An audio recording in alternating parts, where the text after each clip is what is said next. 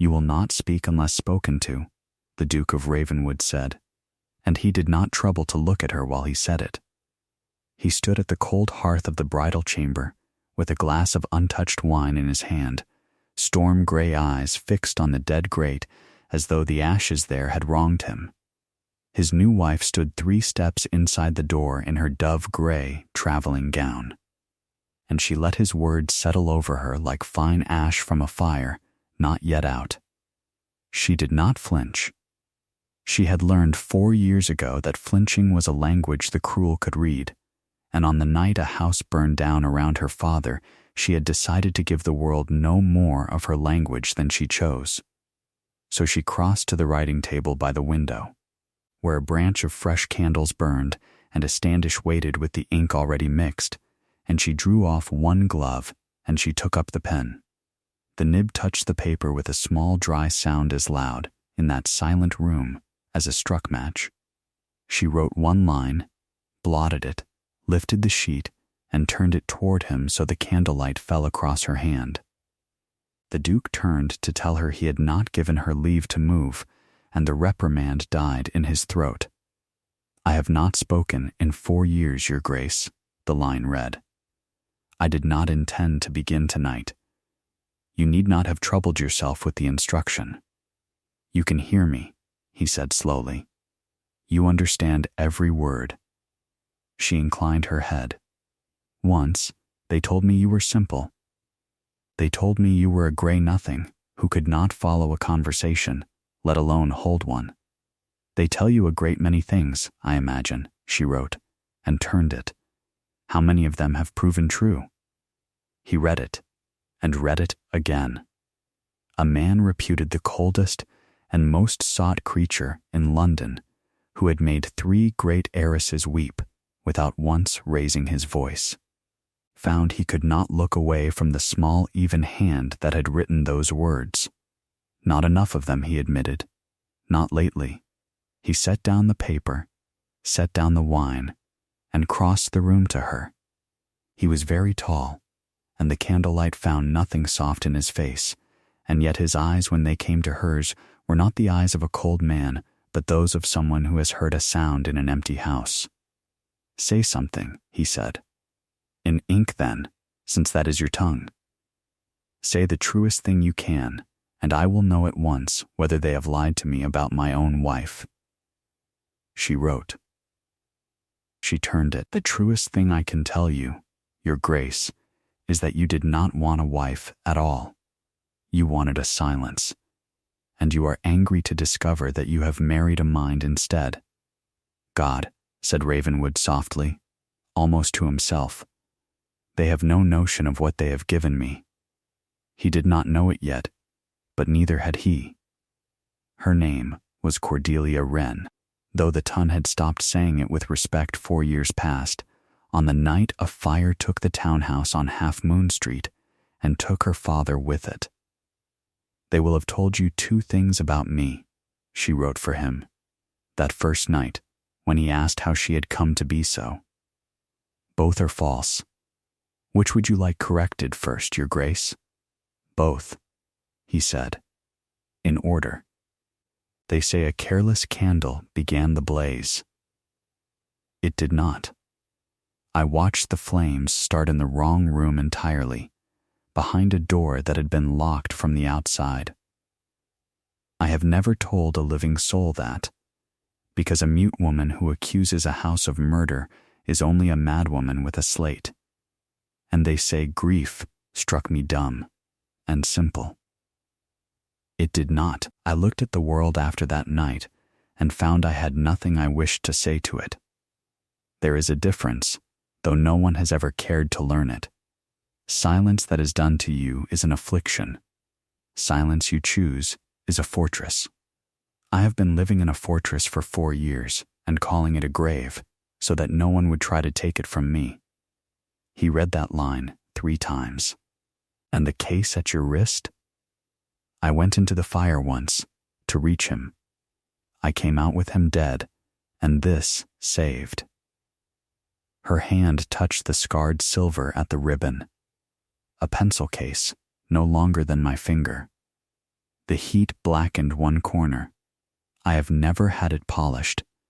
It is the one thing I chose to keep, and it is the one thing that keeps speaking for me. You might say, I have been writing my way out of that house ever since. The family that took her in did not want her voice. They wanted her married. They were the Pemberton cousins, genteel and grasping and perpetually a quarter behind their creditors, and they had looked at a mute and penniless girl of 24 and seen not a burden but a key. She cannot object, the eldest cousin had said in the drawing room, believing Cordelia did not follow the arithmetic of her own sale. She cannot charm the Duke into a temper. She cannot refuse him at the altar, and if it ever comes to law, she cannot stand up in any court in England and say one word against any of us. You are certain of that? A younger cousin had asked. A duke is no small thing to cross. I am certain of nothing so much in this world, the elder had said, and turned his kind, contemptuous smile upon Cordelia. You will do very well, my dear. You will do very well, and cause no one any trouble at all. Cordelia had folded her hands in her lap, the thumb pressed flat against the knuckle, so that no one would know what it cost her, and she had let them believe every word of it. The marriage contract was the wall she could not climb. She had watched her own name written into it in a clerk's hand, understanding that whatever the Duke of Ravenwood proved to be, she would be his, and there would be no leaving. It was signed and sealed before she ever saw his face, and she was carried to his house like a parcel already paid for. And now the parcel had surprised its owner on the very first night. I will be honest with you, the Duke said, turning back to the dead grate, and his voice had gone flat and formal, a door closing. Since you appear to be the only creature in this house capable of understanding an honest thing, I did not marry you for your conversation, which I was promised you did not have. I did not marry you for your fortune, which I know you do not have. I married you because I was recently and privately made a fool of by someone I trusted, and I wanted a wife who would ask me nothing, expect nothing, stand beside me at the necessary occasions, and otherwise leave me alone. On paper, she wrote, and turned it to him, is where you will find I am at my best. Your Grace. For the first time in what his household would later swear was a full year, the cold Duke very nearly smiled. Then we shall correspond, he said, like civilist enemies, like strangers who have been sold to one another, she wrote, which is nearer the truth and better manners. He looked at her for a long moment. You are going to be a great deal of trouble, he said. Aren't you? She did not write an answer to that. She only let him see, for the length of one held breath, the whole clear intelligence she kept folded away beneath the gray, and he understood that he had been lied to about the single most important term of the arrangement. That night she lay awake making her plans, not plans of escape. There was no escape, and she had made her peace with that in the carriage. She had passed 4 years being looked past, and had learned a thing the talkers never learned, how much a person gives away when they believe no one is truly listening. She already knew a dozen things about this house, and one of them was that her new husband was not a cold man at all. He was a burned one. She recognized it. She had one at her own wrist. She began, as she began everything, with the small things no one would notice. The great table in the dining room seated 30, and was set, every evening, for 2, and the 2 sat so far apart down its polished length that the footman walked a dozen paces to carry a dish from husband to wife. On the 3rd night she did not come down. She sent a card instead. A table is only as long as the loneliest man at it, Ravenwood read aloud, alone, to the empty chair where his wife should have been. Shall we shorten ours? The next evening the mahogany had been taken down to its smallest leaf, and 2 places were laid close, corner to corner, near the fire. He stopped in the doorway when he saw it. "I did not give this order," he said. "No," she wrote. "I did. Lengthen it again, if you dislike sitting near me." "I did not say I disliked it." "Then you will sit," she wrote, "and I will pour, and we shall discover whether 2 strangers can share a fire without one of them catching a light." He sat. He did not have the table lengthened again. This was how their marriage learned to speak.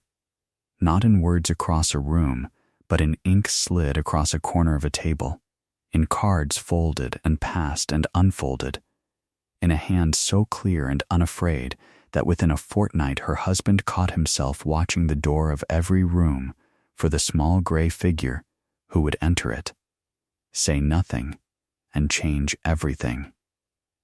He had a candelabrum moved to her end of the table so he might read her replies without leaning. Then, discovering that leaning brought him nearer to her, he stopped having it moved and leaned instead. "You wrote this morning that my study faces the wrong way for morning work," he said one evening, bending close over the branch of candles. "How would you know how I work?" "I watch," she wrote. "That is an unsettling habit in a wife." "It is the only habit a silent woman is permitted," she answered. "Would you rather I embroidered?" "God, no," he almost laughed. "The last thing this house needs is another cushion. Then let me watch. I promise to report only the useful half of what I see. And the other half?" "The other half," she wrote, holding it to the candle so he could read the words, "I keep." "Everyone should be allowed to keep half of what they know, Your Grace. It is the only wealth a poor woman cannot be married out of." He was quiet a moment. "You are the only person," he said at last, "who has ever told me a true thing without wanting something for it." "I want a great many things," she wrote. "I have simply learned that the surest way to lose a thing is to ask a talker for it." "And so you never ask." "I never ask. I arrange." The laugh was startled out of him then, rough and unpracticed, and he looked as surprised by the sound as she was, and for 1 second, 2 seconds, 3, the 2 of them sat in the small warm ring of candlelight and only looked at one another across the width of a folded card, and the space between them was the loudest thing in the room. She was arranging all the while. The house had run cold for 2 years because no one dared do what the Duke had not ordered, and the Duke ordered nothing. So she did the ordering, silently, in ink. She learned the servants' names and wrote them on a card for the housekeeper, and within a week a house that had moved like a church began to move like a home. Because a footman whose name is known works differently from a footman who is furniture. She learned her husband could not sleep, that his fires were built high and wasteful because the last Duke had liked them so, and she sent 1 line to the man who tended them. After that the fire in her husband's study burned low and close through the small hours, as a sleepless man wants a fire. And Ravenwood never asked who had thought of it. "This is an improvement," he told her the next morning, stiffly, as though the words were foreign coin he was not sure would spend. The fire. It burned all night, low, exactly as I have wanted it, and never asked. And Hodges answered to his own name in the hall as though he had always had one. "I did not order any of it."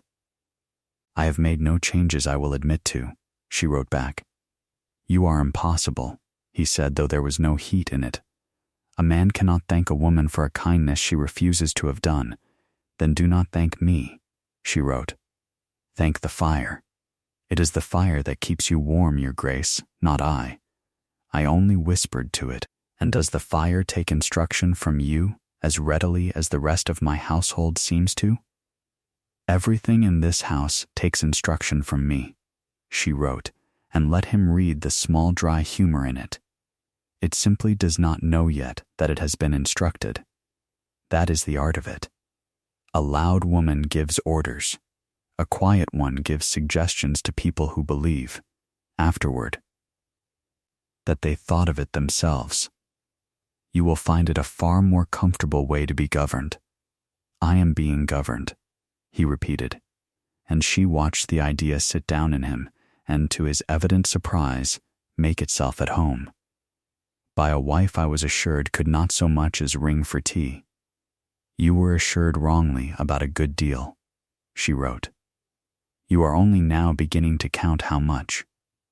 He understood, reading it, that she was letting him keep the dignity of having noticed the warmth himself, and something in his chest that had been shut for 2 years opened the width of a door left ajar.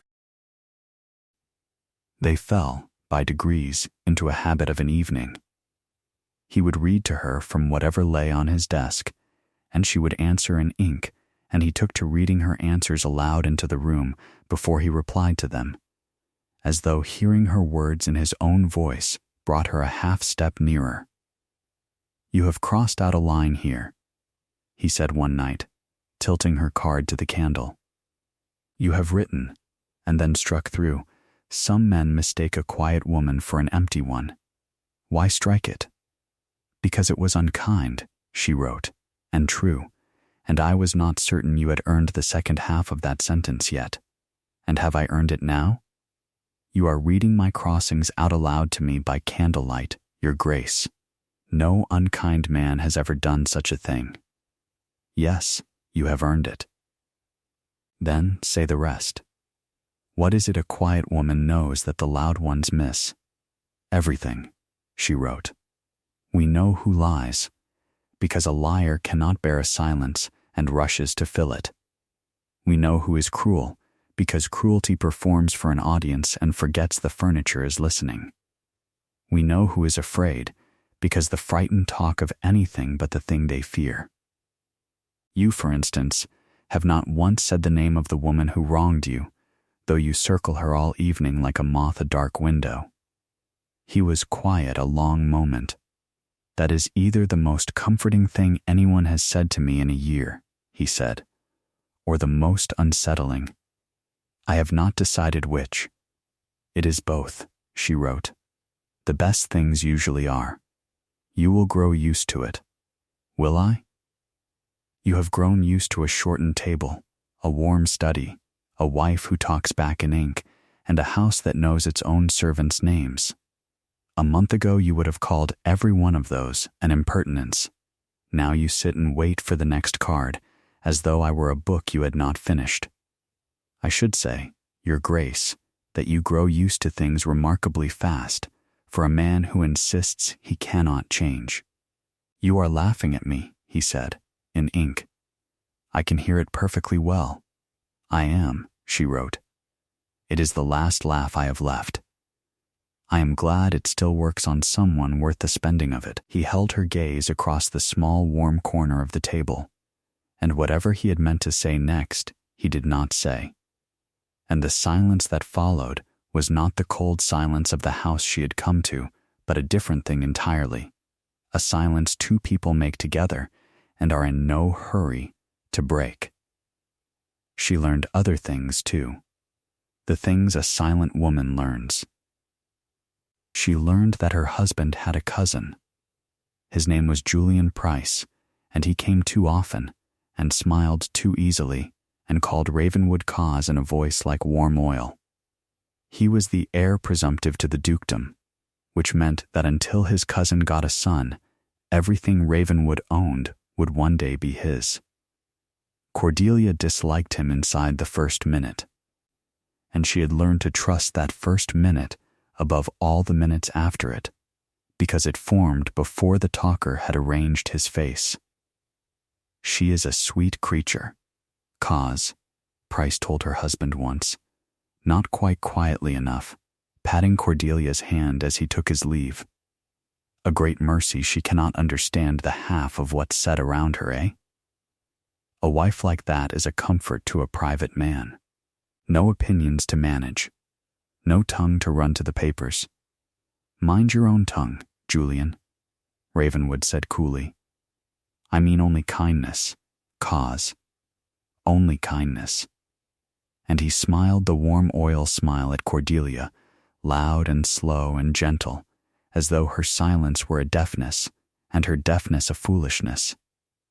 Cordelia, who understood every syllable, folded her hands in her lap and filed the sentence where she filed everything.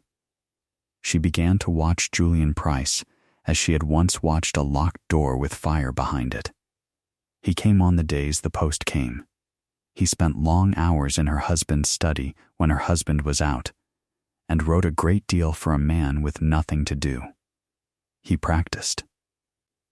She came upon him once, unheard, at Ravenwood's desk, the Duke's letters spread before him, copying his cousin's slashing signature over and over down a fresh sheet like a schoolboy at his lines.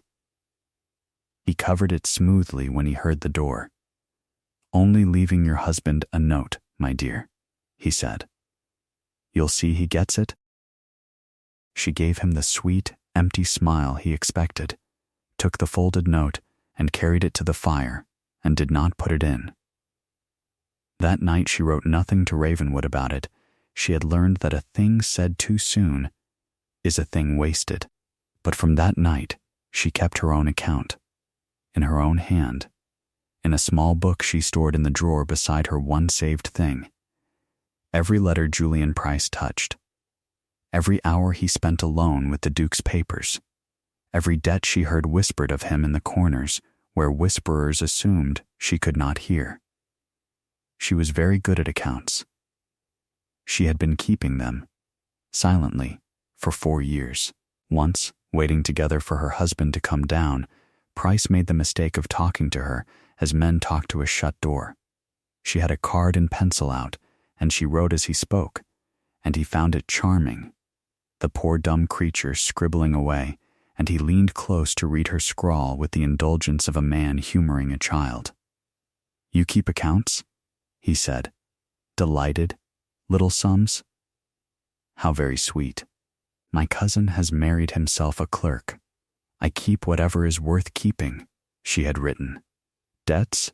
Mostly, I find people are most honest about the sums they owe. Do you not agree, Mr. Price? He laughed, easy and warm. I am the last man to ask about debts, my dear. I have never carried one in my life. A gentleman does not. No, she wrote, showing him the card by firelight. A gentleman does not carry them. He hides them. In the city, usually with men who do not dine where he dines, it is such wearisome work, hiding a debt. One must be so careful whom one lets read one's letters. For just an instant the warm oil went still on his face, and something cold looked out of it, and then the smile came back so smoothly that a less watchful woman would have thought she had imagined the crack. What a strange fancy, Price said softly. You should be careful, Cause's wife, of strange fancies. People might think them a symptom. He patted her hand. A quiet woman is a treasure. A quiet woman with fancies is a worry. Do you understand me? She understood him perfectly. She wrote one more line and let him read it, and it said, I understand you better than anyone in this house, Mr. Price. That is precisely what you ought to worry about. Then she smiled her sweet empty smile again, and rose, and left him alone with his own reflection in the dark window. And she felt his eyes on her back all the way to the door. That was the night she understood it was not a matter of if he would move against her, but when. The near thing happened over a card, on a night in November. She had written him something clever about a caller that afternoon, and lifted the sheet to turn it, and the candle draught caught the corner, and it began to slip from her fingers, and they both reached at once. His hand came down over hers on the pen. It was large and warm, the hand of a man who rode and fenced and had never needed to be gentle, and it closed over her cold fingers, and it stopped. It did not withdraw. You have gone still, he murmured. Are you frightened of me? She could not write. His hand held hers to the pen. So she shook her head, once, and raised her eyes to his. Good, he said, very low. I should not like to be one more thing you had to be brave about. His thumb had found the little scarred case on its ribbon, and he went still as he felt it, understanding without asking that there was a story in that corner she had told no one. 1 second. 2 seconds. 3. Neither of them moved, and Cordelia understood that she was in far more danger now than when she had signed the contract, because she had not agreed to want him, and she wanted him now with a completeness that frightened her. He released her hand. He sat back. Forgive me, he said, and his voice was not quite steady. I forget sometimes that you did not choose any of this. She took up the pen with the hand he had held. I chose to stop flinching. 4 years ago, she wrote. I did not know, choosing it, that I would one day be glad I could hold still while you held my hand, but I am glad of it. Make of that what you like, Your Grace. He read it twice, and then he folded it very carefully along its crease, and put it inside his coat, over his heart, and did not give it back. He told her the rest of it a week later, unprompted. You will have wondered, he said, at the study window with his back to her, why a man with a dukedom and every advantage marries a woman on the strength of her being unable to say a word to anyone. I do not wonder, she wrote. I watch. I already know most of it. A woman hurt you. A woman hurt me. He gave a short, joyless breath. I trusted her with a great deal I ought to have kept, and she carried every word of it to the men I was fool enough to call friends, and they made a jest of me across half the clubs in London before I knew there was a jest to make.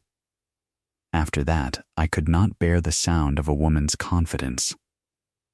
I could not bear my own voice arranging affection for someone who was only counting what she could carry out of the room. So I married a silence. He turned. And the silence turned out to be the only honest voice in my house. I did not plan for that, Cordelia. I do not know what to do with it. You might begin, she wrote, by telling me her name. You have carried it about like a stone in your shoe for a year. Set it down. Why? So you may pity me for it? So it may stop being a secret, she wrote. Secrets are the only things that grow in the dark. Say the name, and it will be only a name, and a rather ordinary one, I expect. He was quiet. Then, lo, Lady Sabine Ashcombe. There, she wrote. An ordinary name. And she is somewhere this evening being ordinary in it, while you stand in a warm room with a wife who has never once repeated a word you gave her. You have had the worst of the bargain until tonight, Your Grace. I mean to see that you have the better of it from here. You say that, he said, as though you have decided it, as though my happiness were a household matter you have taken in hand, like the table and the fires. It is exactly that, she wrote. The largest household matter in this house, and the most neglected. And I am very good at neglected things. You will find I am thorough. He came and stood over her, close, the candle throwing its light up between them. And what does the manager of my happiness want? He said for herself, out of all this thoroughness. For once she did not reach for the pen at all. She rose, crossed to him, and laid her bare hand flat against his chest, over the place where her folded card still lay, and let the touch say the thing she would spend no ink on, that she had never once counted what she might carry out of his rooms. He covered her hand with his own and pressed it there.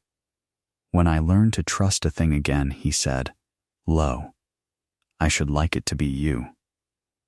Then learn slowly, she wrote, one-handed, against his chest. I am not going anywhere. The contract, you will recall, was very thorough. He almost smiled. They stood close enough that she had to tip her head back to hold his eyes, close enough that a single step would have closed the last of the distance, and neither of them took it, and the not taking was the sweetest and most terrible thing she had ever felt. She was, for a fortnight, as near to happy as a careful woman lets herself come. And it was precisely at the top of that small, warm arc that Julian Price struck. He did not come himself. He sent a man in black, with a leather case and a face like a closed ledger, announced as Dr. Aldous Finch, physician, and behind Finch came 2 commissioners of the Crown with a writ, and behind the writ, last of all, came Julian Price, all warm concern, his hand pressed to his heart.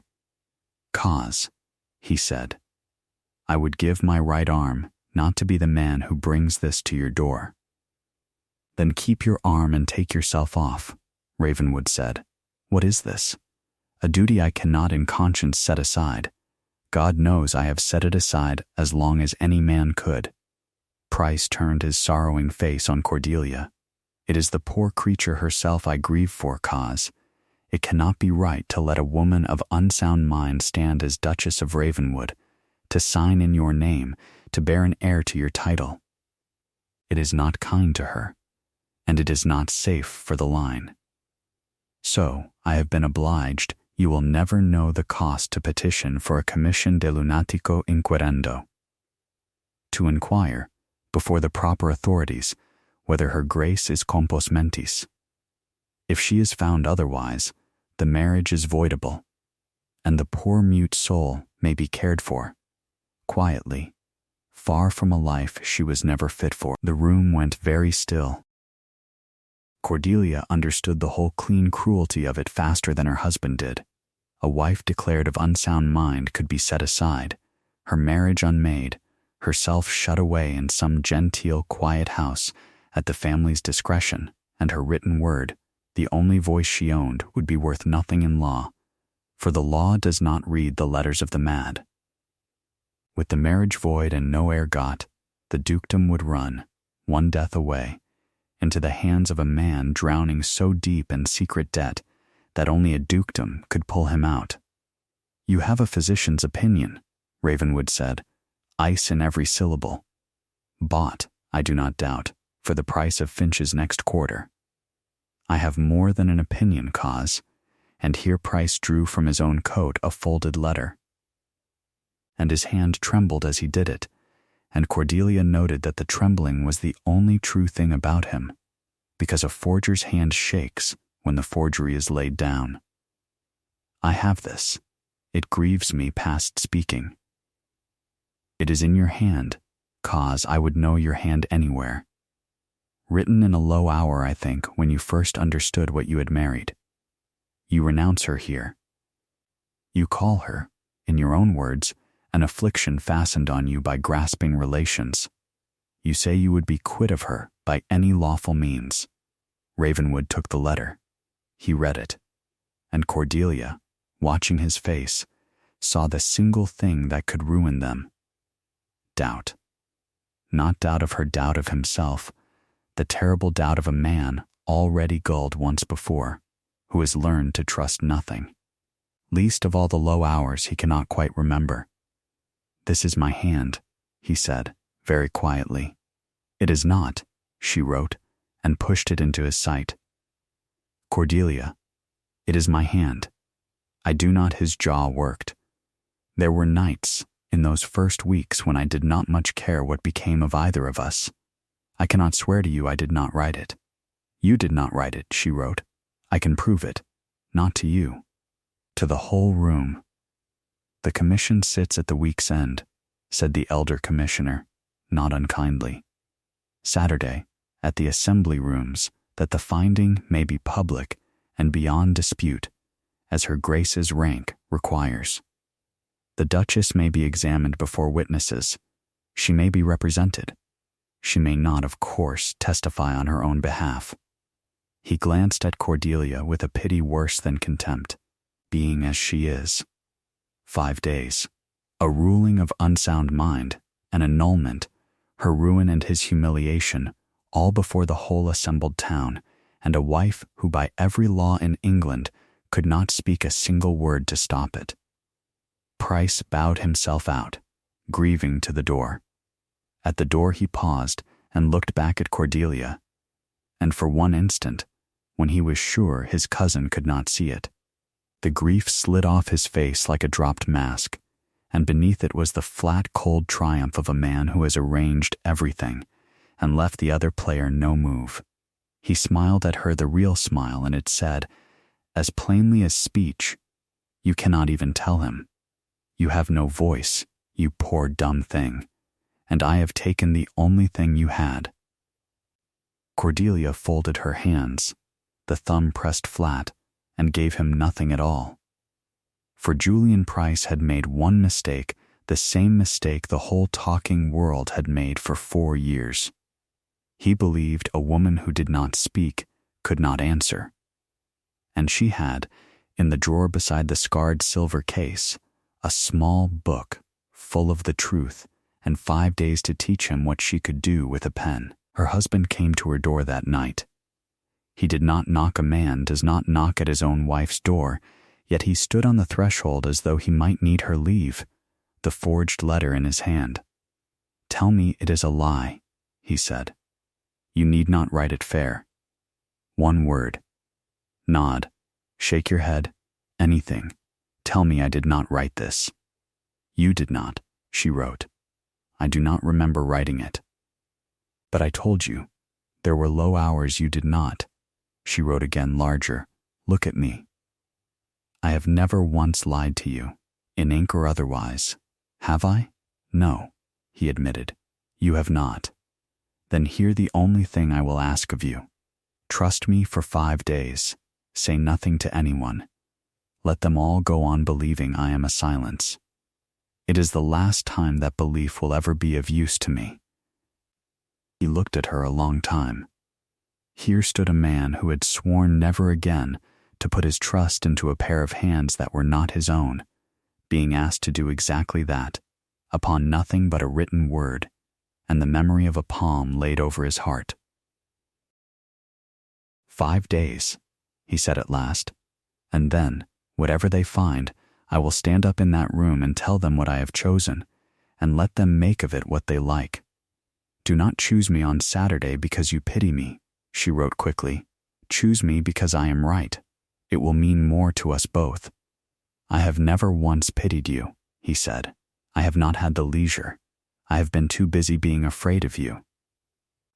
He lifted the hand that bore the little charred case at its wrist and pressed his mouth to the back of it, warm and slow, and it was no knuckle kiss of manners, but a promise. 5 days. She worked for 5 days and slept very little. A book of one's own accounting proves nothing to a court. She needed the thing itself. So she watched Julian Price, who came daily now, confident and grieving, and she watched where he kept his coat. On the 4th day, in the confusion of his own performance of concern, she did the single bold thing of her careful life. She lifted from his coat, for the space of an hour, the practice sheets she had watched him make pages and pages of her husband's copied signature. The false hand rehearsed to perfection, and she learned the copyist by copying him, as she had once learned to draw the letters of her own name. She was better with a pen than Julian Price would ever be, for she had spent 4 years with a pen as her only tongue. By the 5th night, she could reproduce his reproduction stroke for stroke. Then she slid the practice sheets back into his coat so that he would never know they had been gone, and she slept 3 good hours with her one saved thing closed in her hand. The assembly rooms on Saturday were full. Price had seen to that. A lunacy commission upon a duchess was the finest scandal London had been offered in a decade. And the ton had come in its silks to watch the mute grey nobody be found mad and set aside. The commissioners sat at a long table on the dais, Dr. Finch beside them with his leather case and his closed ledger face, Julian Price in the front row with his hand pressed to his heart, wearing his grief like his best coat. And her husband stood apart at the side, storm gray and unreadable, keeping his promise to say nothing until the end, though it plainly cost him, and every soul in the room read his silence as a husband too ashamed of his mad wife to look at her. The elder commissioner rose and read the petition aloud, that her grace had uttered no word in 4 years, that Dr. Finch judged a silence so total, the mark of a mind diseased, that a letter existed, in the Duke's own hand, seeking lawful release from the affliction of the match. "Does any person present," he asked into the breathless room, "wish to speak on the Duchess's behalf before this commission makes its finding it being understood that the Duchess herself, in her condition, cannot?" Julian Price turned in his seat to look at Cordelia, and there it was again, the flat triumph beneath the grief, the mask slipping just for her. "Answer that," it said. "Answer that, you silent thing." Cordelia Wren rose. The room stiffened. A mad creature was not expected to do anything so composed. She walked, unhurried, to the long table, and the whispers died before her the way they always died, only this time not from contempt but from sudden uncertainty, for there was nothing simple in how this woman crossed a room. She stopped before the commissioners and held out her hand for paper. "Your Grace," the elder commissioner said uncertainly, "I must remind you that you cannot testify she is not speaking," Ravenwood said from the side, the first he had spoken all day. "Give her the paper, sir, if a mute woman may be tried in this room. She may answer in the only tongue she has." The commissioner hesitated, then set a sheet and an inkstand before her. She wrote her first line, large and clear, raised it before the room, and found a young clerk at the table's end, and looked at him until he understood, and he cleared his throat and read her words into the hush. "I have not spoken in 4 years," the clerk read. "That is the whole of my madness. Read on, and judge whether it is a disease of the mind, or only the quiet of one." She wrote again. The clerk read, "You are told a letter exists in my husband's hand, renouncing me. I will not ask you to take my word against a duke's own writing, for I have no word to give you. I will do better. I will show you how that letter was made." She asked, in writing, for the forgery, and the commissioner laid it before her. Then she asked for a second thing for the practice, she wrote, that lies at this moment in the inner left pocket of Mr. Julian Price's coat, and the whole room turned as one to look at Price, and Price came to his feet with his grief gone entirely and something ugly rising through it. "This is an outrage," he said. "I will not be searched on the whim of a what, cousin?" Ravenwood's voice went through the room like a blade drawn cold. "Say it. You have called her it in my hearing for a month. Say it now. To the room, and let them hear the kind of man who brings a woman to be judged." Price did not say it, and in his hesitation, the elder commissioner, who disliked being played for a fool as much as any man, nodded to the 2 officers, and over Price's loud protest they drew from the inner left pocket of his coat a folded sheaf of paper, and carried it to the dais, and laid it beside the forgery. It was the Duke's signature, copied down the page 24 times, the early attempts clumsy, and the later ones very fine, a man's slow climb toward another man's hand. There could be no innocent reason for the heir presumptive to a dukedom to carry such a page in his coat. But a hall crowded with the ton is a hall crowded with people who can be talked out of what they have plainly seen. And Julian Price was already talking. "Any man might practice a friend's hand in idle affection," he cried. "It proves nothing. A clever madwoman has planted it. Are we to unmake a marriage of the crown on the strength of a mute girl's parlor trick? And Cordelia felt the room begin to sway back toward him, because he had the voice, and she had none, and a voice will always, in the moment, outrun the truth. So she did the thing she had spent 5 days learning to do. She took up her own pen, she dipped it, and before the assembled ton she began to write the Duke of Ravenwood's signature, not her own hand, but his, the slashing ducal scrawl. She wrote it once and set it beside the forgery. "Compare them," she wrote beneath, and the clerk read it, and the elder commissioner bent close over the two and went pale. "They are the same hand," he said aloud. "God help us, they are indistinguishable." She wrote it again, faster, and lifted it for all to see. "She has done it twice," a woman near the front said, not troubling to whisper. "Twice, and neither the Duke's true hand at all." A third time, someone called, half in wonder, half in dread, "Make her do it a third time."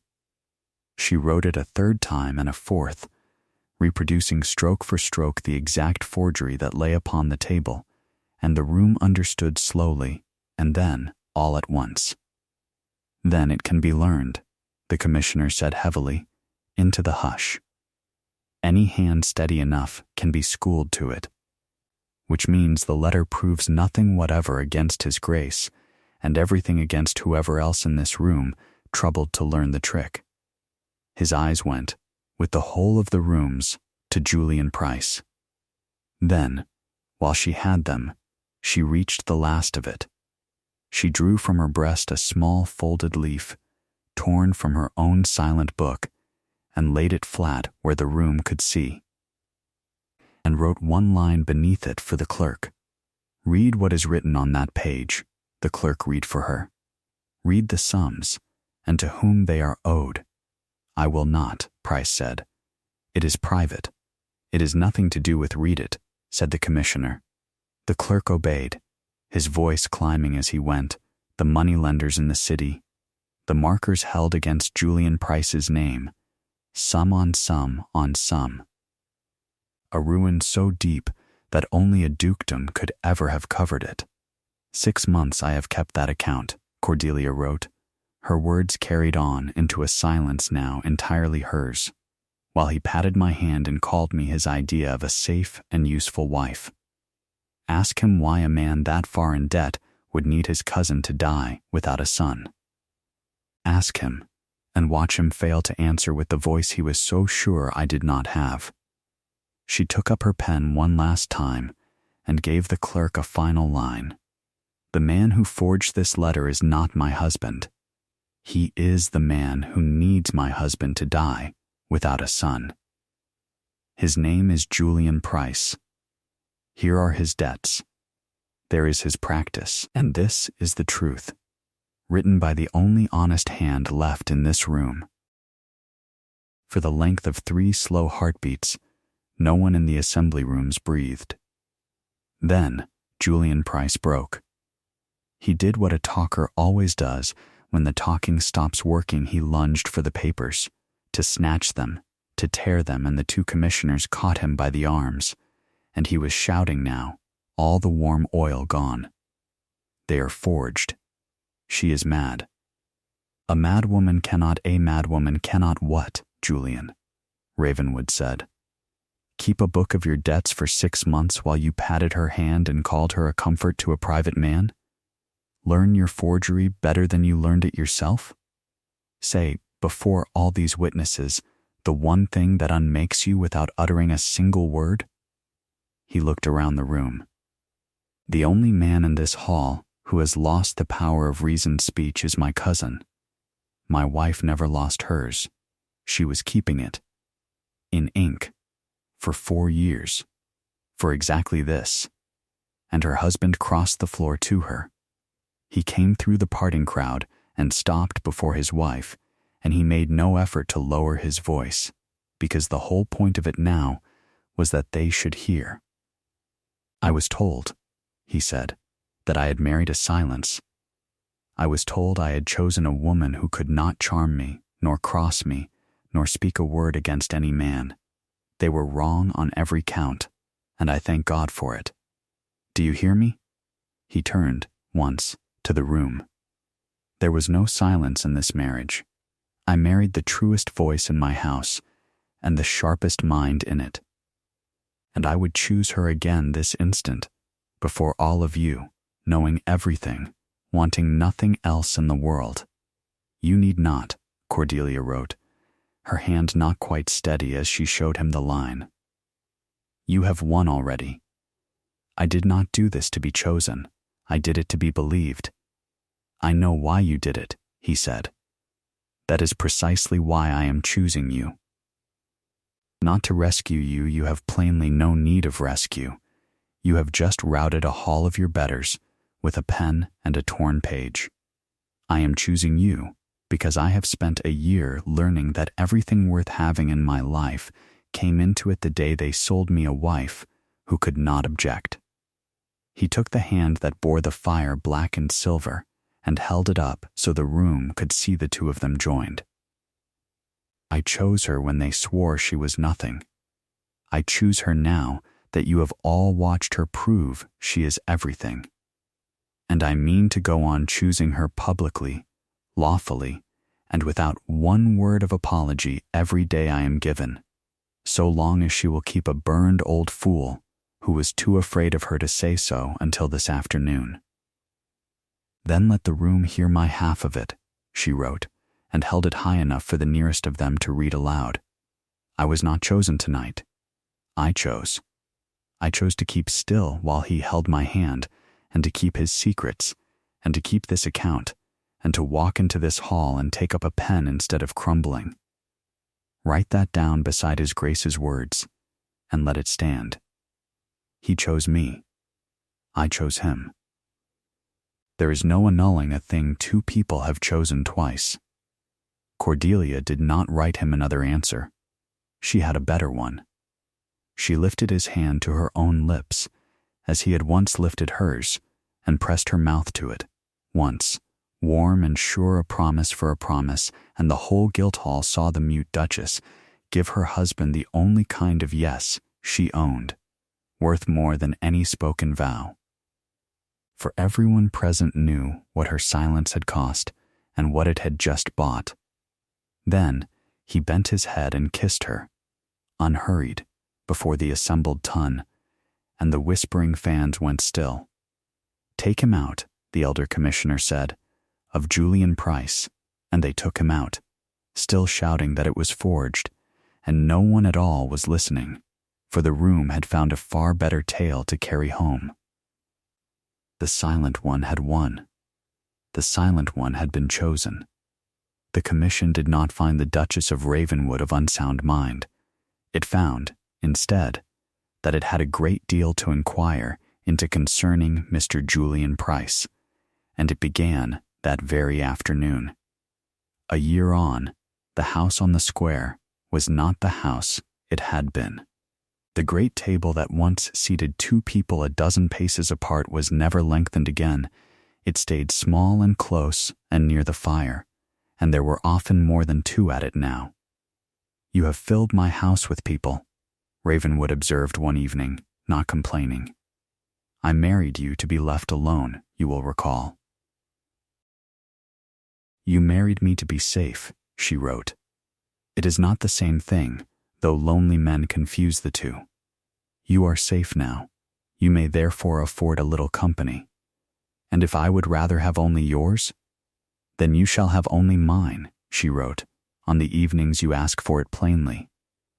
I am a great believer, Your Grace, in asking plainly for what one wants. I recommend the practice to you. You are sadly out of the habit." He laughed at that. Easy now. A thing that lived in the house. The fires burned low and warm in every grate, banked to last the small hours, for the master of the house slept now, deeply and without fear, beside a wife whose hand he could find in the dark. Julian Price did not trouble them. His debts, once the moneylenders understood that no dukedom would ever come to cover them, were called in all at once, and a man cannot outrun that arithmetic. He took a berth on a ship bound a very long way off, and the last anyone in London heard, he was selling his charm to colonial widows with indifferent success. They are calling you remarkable now, Ravenwood told her one evening, reading a card from a duchess who had cut Cordelia dead a year before. The whole of the ton has always known there was something extraordinary about you, apparently. They have simply been too discreet to mention it until now. Let them keep the story, she wrote. There is no cheaper kindness than letting a talker keep a tale he is fond of. You are generous to people who do not deserve it. I am economical, she wrote. Generosity is only good accounting done warmly. You of all men should approve. He laughed the rough, unpracticed sound she had startled out of him across a folded card a year ago. Easy now, a thing that lived in the house. I approve of you, he said. I approve of you entirely. I find I have no criticism of my wife whatsoever, which my late tutors would tell you is the first genuine failure of judgment of my life. She still did not speak. She still wore gray, though the gray now was silk with warmth in it, and still carried the scarred silver case at her wrist, and still kept her small book, filling it now with happier accounts. The world had decided the Duchess of Ravenwood chose her silence, and the world, for once, was exactly right. Her voice was hers. She had kept it safe through the fire and the grief, and 4 years of being called simple. But there was one word left in her, and she had been saving it, and she knew for whom. It was late, and the fire was banked low and warm, and her husband sat reading in the chair beside it, and Cordelia sat on the arm of the chair, with her head against his. And he was telling her some small nothing about the day, and he stopped, as he always stopped, to leave the space where another person's answer would go. The space he had learned to love, the silence he no longer needed her to fill. And into that space, very softly, in a voice rusty and low and unused for 5 long years, Cordelia Wren said one word. She said his name. He went completely still. He did not move, and he did not speak, as though a single motion might frighten the thing away, and she felt his hand find hers in the firelight and close over it, over the scarred silver at her wrist, as it had closed over it that first November night across a folded card. When he turned to her at last, his storm-gray eyes were wet, and he made no speech of it. Say it again, he whispered. Only if you want to. Only ever if you want to. And she wanted to. So she said it again. You understand, he said, unsteady, half laughing, that I have now been outdone in every possible way by a woman I was promised could not so much as follow a conversation. You understand that I do not mind it in the least. I understand. She said 3 words, aloud, soft as ash settling, that I chose to wait until it was worth the saying. And that was the whole of her speaking, then and for a long while after, a name and a sentence, in the firelight, to one man, by choice, and it was worth more than a lifetime of the easy talk that fills up other houses. Because she had chosen every silent year that came before it, and she had chosen him, and she had chosen, on that one warm night, to speak. The world is full of loud people, certain the quiet ones have nothing to say. It is one of the oldest mistakes there is, and a costly one, for the quiet ones are only listening, and keeping their account, and waiting for the single moment when one true word, spoken at last, will outweigh all the noise that came before it. Cordelia Wren had been underestimated for 4 years, and it had very nearly cost her everything, and in the end it won her the only thing she wanted, because the man she loved learned to hear her long before she ever chose to speak. If you have stayed by the fire this long, with the story of the silent duchess who wrote her way to the truth, I should be glad to know which moment stayed with you. Was it the first candlelit night, when a mute bride answered a cold duke's order with one unafraid line and turned his whole world over? Or was it the assembly room, when she took up a pen before the people who had come to watch her ruined and wrote the traitor's own hand straight back at him, and her husband crossed the floor and chose her out loud? Tell me below which one you would keep. If this tale warmed your evening, subscribe here to the Candlelit Hearth, where every week we sit by the fire and tell the story of another good heart the world was foolish enough to overlook.